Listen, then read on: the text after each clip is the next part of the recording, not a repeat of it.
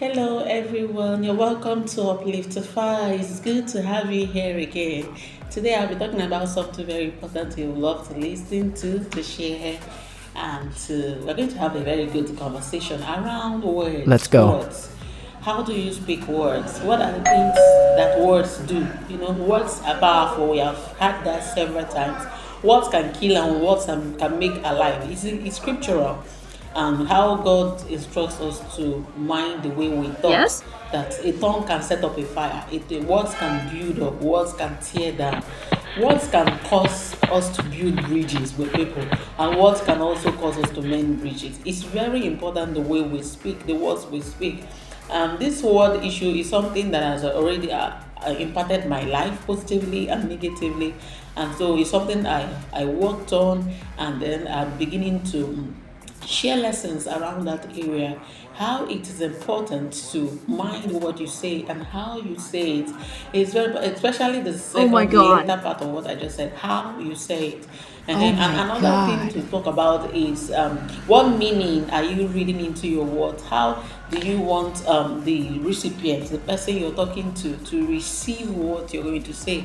And so these are the things I want to look at today. This is Upliftify if you're just joining me.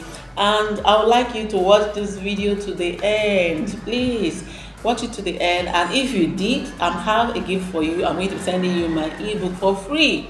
And share and like it and comment. All right, let's just engage this video as much as possible. That way it helps to support my channel and for it to grow. And if you've not subscribed, please do so. So let me look at the importance of speaking kindly. It's Aha. so important for maintaining relationships. It's so important because when we speak words in anger, it damages relationship. Most times you don't even continue the relationship. And when you don't have relationship, you end up being alone. And in this life, we don't have to be alone. We don't have to walk. When nobody is an island, you can't be walking alone. You can't be happy on your own, just alone, nobody, and no friends, no parents. You don't listen to anybody, no counsel. No, that's not the way to live. That's not how God created us. All right, God created us to be in community. God created us to thrive amongst people.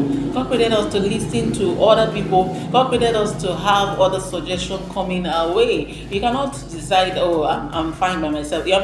Thank you. You are not even fine by yourself. That's even a trauma response. Go back and watch my video on lessons I learned from trauma. I did it some days ago, and so this is very, very key. I've talked about not talking when you are angry. This one, I did it several times. I just really had to say things the way they are. I had to be blunt. But that's not the way to live. That's not the way to live. Yes, you said it as you meant it, as you felt it. But what about the impact? What about the impact it created in the life of Oh the other my person? That's what god. we should think about. Most times, let me tell you, when you are angry, and I'm telling you, this is what I'm sharing with you, is my experience. It's what I'm sharing, my life experience, my lessons. Okay, Yes. when you're saying the words, one thing, when you're angry, you're not thinking about how the other person receives it. And that's the important thing.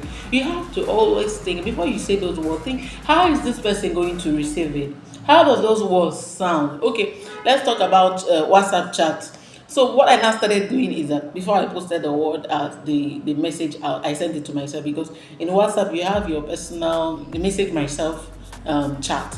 So I sent it to myself and I read it and said, oh, is this how this message sounds? Sometimes I will now edit, and or sometimes I won't even send that message across.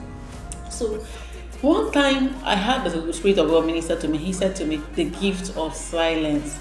Okay, sometimes you can just be silent over some things. I began to tell myself, it's not everything that you have to say out. And journaling helped me a lot. Journaling helped me a lot. Even like this journal is just a 10-page journal. Journaling helped me a lot. It helped me to process my emotions. It helped me to, talk about those things. You can just talk with your journal. That's, you're communicating with yourself and you're pouring out those thoughts. What journaling does is that you're just pouring out the thoughts exactly the way you feel onto the paper, not to a human being. Another thing I did was videoing myself. Like, as I'm creating this video, I can just be talking to the myself on the camera. This. And that could even serve like a form of therapy, You can begin to empathize with yourself. I learned it from one of the YouTube videos I watch. It works. It works. But what I do mostly now is journaling. Journaling helps me a lot. And I journal when I'm doing Bible study, and you need to look at your temper. Yeah. Your temper. Sometimes you can't even just manage it. You just start coding. Oh, blah, blah, blah, blah, blah. And before you know, you have said those words. You've said those words that way. Negativity impacts the brain more. Because growing up, I kept on asking, why is it that people just remember the bad much more? What about all these good things I have done? I have done this for this person. I've given this person so thing. I've praised this person. Oh, I even used to sing her name. It's because negativity impacts the brain more.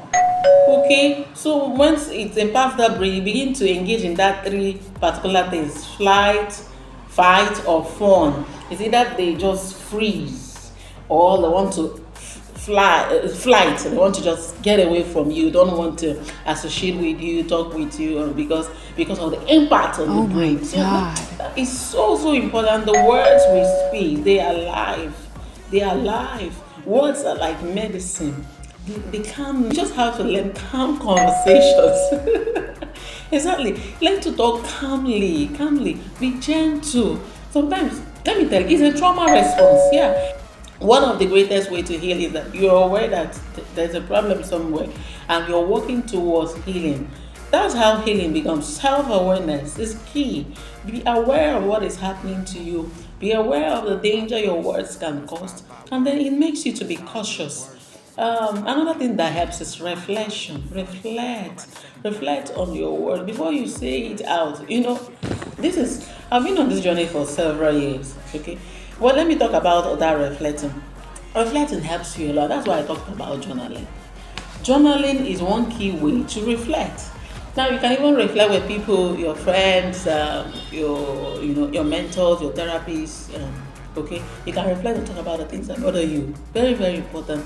But reflection is a sign of self awareness. You can begin to say, okay, this way I did so thing, I'm not going to do it again. You begin to adjust and then Yes? become a better person. Okay. So I just want to wrap up this video here. I don't want it to be too long.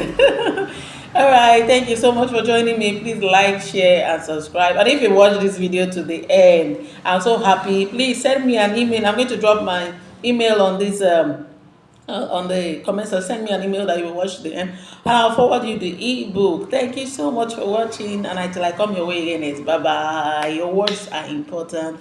Bye.